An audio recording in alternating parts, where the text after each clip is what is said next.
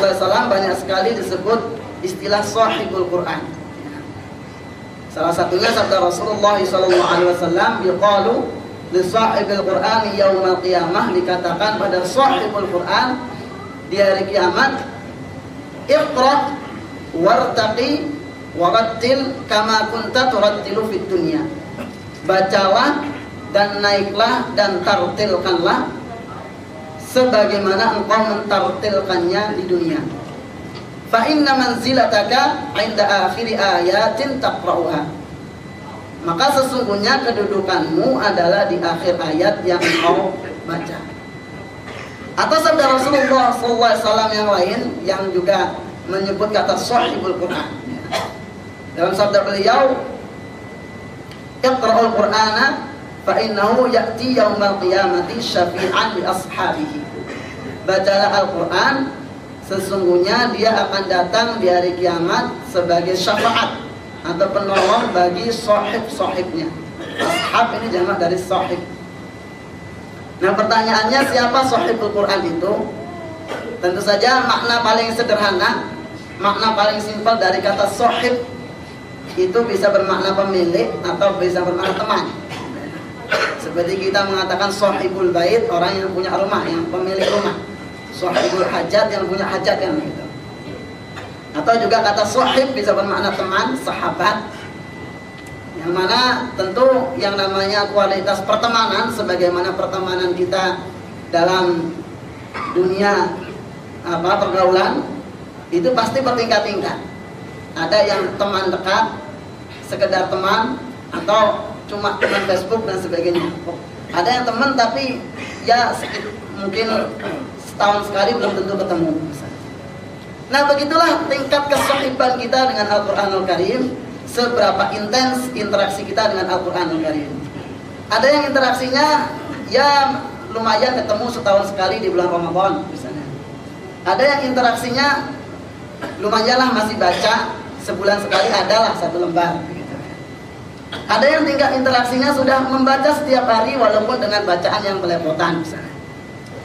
Ada yang tingkat interaksinya sudah setiap hari dengan bacaan yang bagus. Ada juga yang tingkat interaksinya dia baca, bacaannya bagus dan juga paham. Ada juga yang bahkan juga dia menghafalnya. Artinya semua bisa disebut sahibul Quran, hanya saja tingkat kesahiban itu bertingkat-tingkat. Dan itulah yang menjadi ukuran derajat di sisi Allah Subhanahu wa taala, sebagaimana sabda Rasulullah SAW tadi, "Innallaha yarfa'u bihadzal kitabi aqwaman wa yad'u bihil akharin." Jadi seberapa intens, seberapa bagus interaksi kita dengan Al-Qur'anul Karim, maka sebesar itulah tingkat kesahiban kita dengan Al-Qur'anul Karim. Maka tingkat kesahiban itu yang akan menjadi juga penentu seberapa kuat Quran ini akan menjadi pembela kita di hadapan Allah Subhanahu wa ta'ala. Jadi kita nggak perlu membanding-bandingkan, membuat perbandingan lebih baik mana. Misalnya bacaan bagus tapi nggak mengamalkan, atau bacaan nggak bagus tapi juga nggak mengamalkan misalnya. Jadi atau mendingan saya daripada orang hafal Quran akhlaknya nggak bagus, mendingan saya nggak hafal tapi akhlaknya nggak jelas.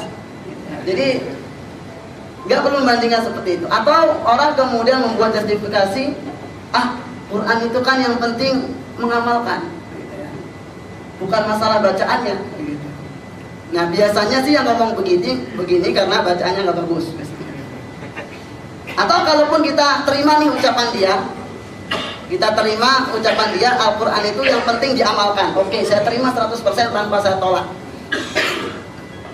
Jadi kalau Al-Quran itu yang penting diamalkan, tentu kita tidak boleh pilih-pilih ayat dong. Ya. Tentu kita tidak boleh memilih sesuai selera kita dong. Semua ayat, perintah sholat dilakukan, perintah zakat dilakukan, perintah berakhlak yang baik dilakukan. Demikian juga perintah Allah, warattilil Qur'ana tartila, bacalah Quran dengan tartil juga dilakukan. Makanya kalau orang mengatakan